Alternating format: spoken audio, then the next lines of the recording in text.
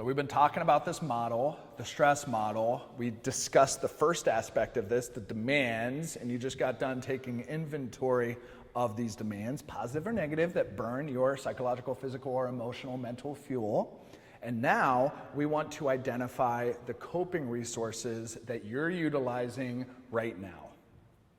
So, coping resources, by definition, is anything, again, positive or negative, that fills back up that psychological, mental, emotional, physical fuel tank. So if you think about it, the demands are burning the fuel, and the coping resources is what fills our fuel tank back up. Now, we need to know what coping resources we use, because a lot of us use negative or not so positive coping resources.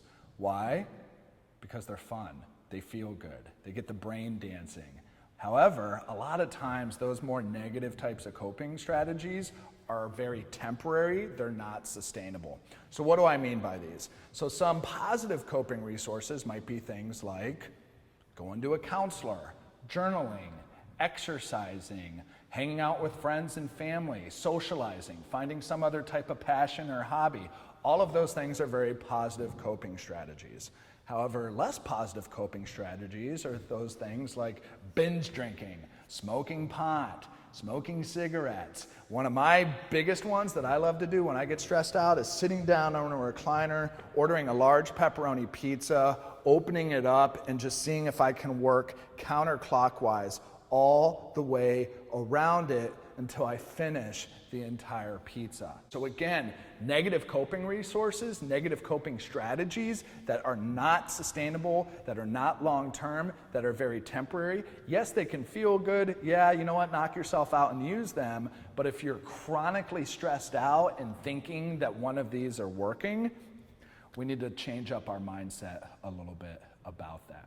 So recognizing first off that we have coping resources that fill up the fuel tank, that those coping resources can either be positive and sustainable and actually work, or they can be negative, which are more short-term, temporary, and not very sustainable.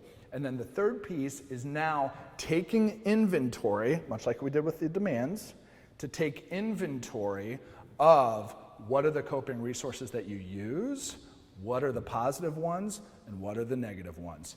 We're just building awareness. We don't have to do anything right now about them. We're just building awareness so you know what you're up against, what you're currently using, and what we can leverage, and what we need to get away. Okay? So we took inventory of demands. We took inventory of coping strategies. In the next segment, we're going to talk about how do you actually experience your stress? Not what WebMD says, but how do you experience your stress? See you then.